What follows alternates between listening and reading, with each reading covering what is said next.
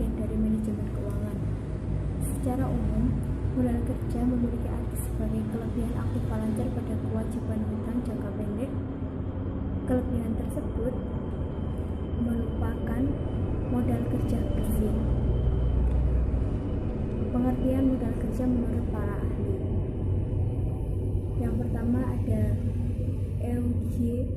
Eugenie F. Dickman dan Jill F. Huston. Modal kerja adalah penjumlahan dari aktiva lancar. Aktiva lancar tersebut adalah modal kerja kotor. Dan yang kedua ada Jungian. Modal kerja adalah jumlah aktiva lancar pada rencana perusahaan. Dan yang kedua ada Jungian.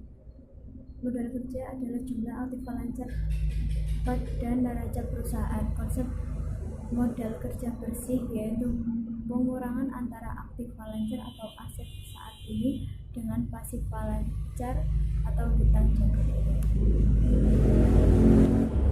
Konsep modal kerja dibagi menjadi 3, yaitu konsep kuantitatif, konsep kualitatif, dan konsep fungsional.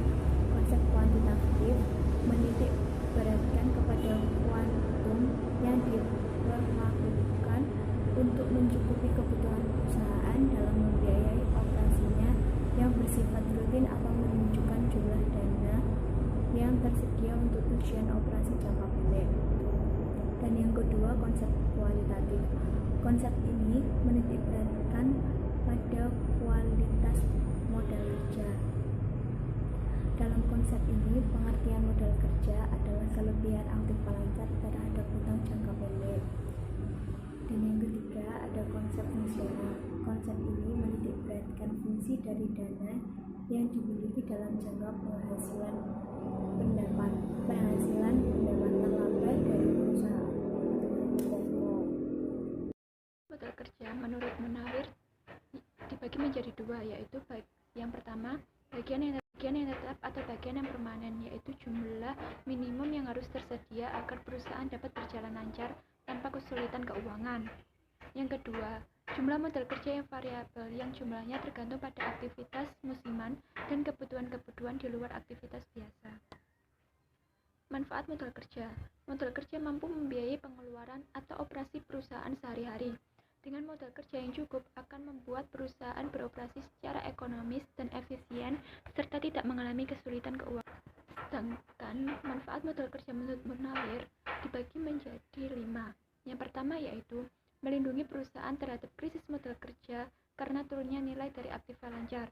Yang kedua, memungkinkan untuk dapat membayar semua kewajiban-kewajiban tepat pada waktunya.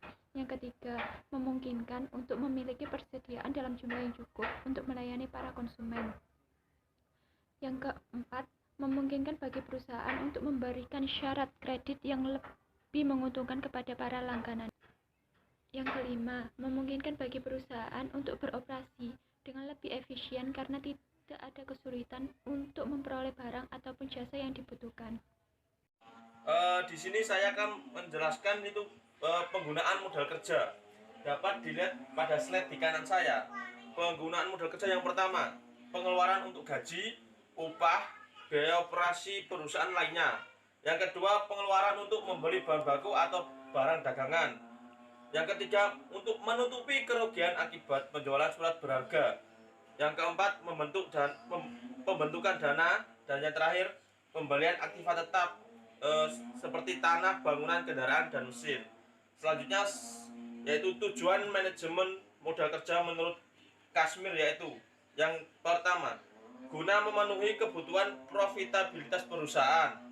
Selanjutnya, dengan modal kerja yang cukup, perusahaan memiliki kemampuan untuk memenuhi kewajiban pada waktunya. Yang ketiga, memungkinkan perusahaan untuk memperoleh tambahan dana dari pada kreditor apabila rasio keuangan memenuhi syarat.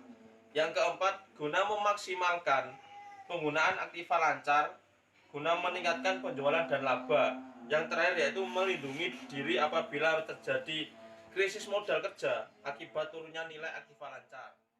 Oke, saya akan melanjutkan presentasi dari teman saya sebelumnya. Kali ini saya akan bahas mengenai perputaran modal kerja. Perputaran modal kerja itu apa sih? Perputaran modal kerja adalah merupakan salah satu rasio yang digunakan untuk mengukur atau menilai suatu keefektifan modal kerja dalam suatu perusahaan selama periode waktu tertentu. Jadi di sini maksudnya adalah merupakan suatu rasio yang digunakan untuk mengukur atau menilai keefektifan modal kerja pada periode tertentu. Nah, di sini tidak luput dari adanya rumus. Perputaran modal kerja itu adalah penjualan bersih dibagi dengan modal kerja. Bisa dilihat di slide sebelah saya. Jadi perhitungannya di situ adalah penjualan bersih dibagi dengan modal kerja. Oke, yang selanjutnya, slide selanjutnya yaitu fungsi modal kerja. Fungsi modal kerja di sini menurut Minahang tahun 2005, di mana fungsi modal kerja terhadap suatu perusahaan industri yaitu yang pertama, keterjaminan keberlangsungan aktivitas operasional. Maksudnya di sini apa sih? Maksudnya di sini adalah dengan adanya modal kerja di dalam suatu perusahaan yang efektif dan efisien, di situ bisa menjamin aktivitas operasionalnya itu bisa berjalan dengan lancar dan terus berlanjut. Kemudian yang kedua yaitu mendukung manajemen perusahaan pada decision making. Decision making itu apa sih? Decision making adalah merupakan suatu pengambilan keputusan. Jadi dengan adanya modal kerja yang tertentu dengan efektif dan efisiennya, maka di situ bisa menjamin bisa mendukung manajemen dalam mengambil keputusan. Bagaimana posisi modal kerja yang ada di dalam suatu perusahaan itu bisa membantu manajemen dalam mengambil sebuah keputusan. Kemudian yang ketiga yaitu menyajikan informasi kepada kreditur jangka pendek. Maksudnya di sini apa sih? Yaitu menyajikan informasi bagaimana sih kondisi suatu perusahaan dengan modal kerja tertentu dengan kondisi yang seperti itu kepada kreditur. Jadi kita menyediakan informasi kepada kreditur supaya kreditur itu percaya akan posisi keuangan perusahaan itu sendiri. Kemudian yang terakhir yaitu segala aktivitas internal maupun eksternal sangat dipengaruhi kondisi keuangan perusahaan. Jadi eksternal itu juga akan dipengaruhi posisi eksternal, walaupun tidak eksternal saja tapi internal juga itu dipengaruhi dari keuangan perusahaan itu sendiri. Karena apa? Karena contohnya kita mengambil dari kreditur tadi. Kalau kreditur tidak percaya akan keuangan kita atau keuangan perusahaan itu buruk, maka di situ dia tidak akan percaya dan tidak akan memberikan pinjaman kepada perusahaan itu sendiri, perusahaan kita. Maksudnya di situ. Baik, terima kasih buat teman-teman yang sudah menyaksikan presentasi saya kali ini. Sekian presentasi dari saya dan teman-teman saya. Kurang lebihnya saya mohon maaf yang sebesar-besarnya. Nun wal qalami wa ma yasturun. Sumasalam. Wassalamualaikum warahmatullahi wabarakatuh.